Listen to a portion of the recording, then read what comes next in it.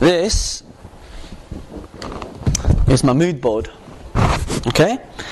And as you can see here, we have a Lamborghini Murcielago. This is a beautiful car. I currently own the Lamborghini Gallardo, which is in the scrapyard at the moment, because we had a little accident when Vincent was in the car. So this is going to be the next car. Okay, this is just around the corner. I'll be getting this pretty soon. Here you'll see Niagara Falls. I love water. Anything with water, I love it. It just makes me feel so calm, and it really inspires me. This guy here is the guy who got me started in all this. Your mindset is, you're able to achieve anything. This is Tony Robbins, for anyone who doesn't know that. We've got Hong Kong. I talked to you about Hong Kong. This is where my family originate from. It's a beautiful city. If you haven't been there, you must go there. Alan Sugar, again, his attitude in business is fantastic. This is the Grand Canyon. I love scenery. It really inspires me. I used to have stuff like this everywhere, just sort of plastered around the house, on my desktops, on my phones, in my scrapbooks. If I had to see a picture in the newspaper, I would just tear it out. So this is our mood board. Even though we've been pretty successful in property, we still have mood boards because there's always next level. And actually, if you turn the camera around a second, and you can actually see back there, that's actually Vincent Wong's board. Okay, you can't walk there, Vince, because it's because you're on a wire. Okay, so as you can see, Vincent's board there, he's got the he's got the Aston Martin DBS, which he's looking to get. That's his lovely wife Annika and him when they're in Provence, a beautiful city. And that's his two lovely kids there, Hannah and Lewis. And that's the French chateau, because Vincent's a bit French, so that's where he wants it. So that's Vincent's mood board. So we all have mood boards, and I think it's really important because it helps you visualize it. It helps you see it. Sometimes when someone's trying to explain something to you and it doesn't quite make sense, when they draw it, when you actually have it, so you can visually see it, like some of the times when I actually do stuff like this, it helps you visualize it and understand it better. And it's the same thing when you're actually doing your mood boards. So you've got to be consistent. Okay, I've got a little confession for you, and you're probably going to think I'm pretty sad when I tell you this. But I talk about being wanting to own a Lamborghini, from an early age as a kid when I used to play these car games, and I used to see these Ferraris and Porsches and Lamborghinis, and I always used to want them. So I actually set up a channel on YouTube, and I've just gone through all of the hundreds of videos on YouTube, tapped in Lamborghini sound, Lamborghini looks, Lamborghini doors, and it's consistent. I'm consistently doing it over and over and over again. So the question is, how consistent are you renewing your goals? Because your goals change all the time. True? Yeah, it does. It changes all the time, so you've got to be able to take your goals, be consistent, and keep working at it. One question, I want you to write this down again. If you've got a pen, put this on the paper and ask yourself this one question. What are you doing today that's getting you closer to your goal?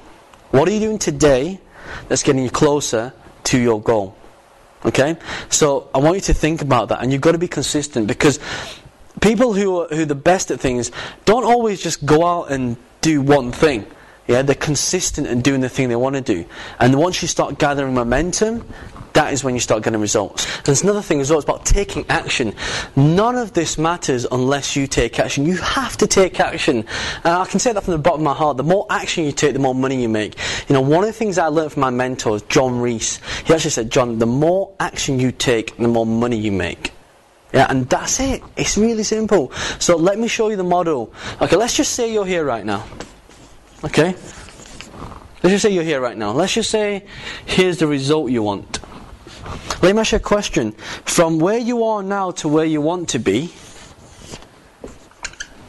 what is it? What's this? What's the bridge?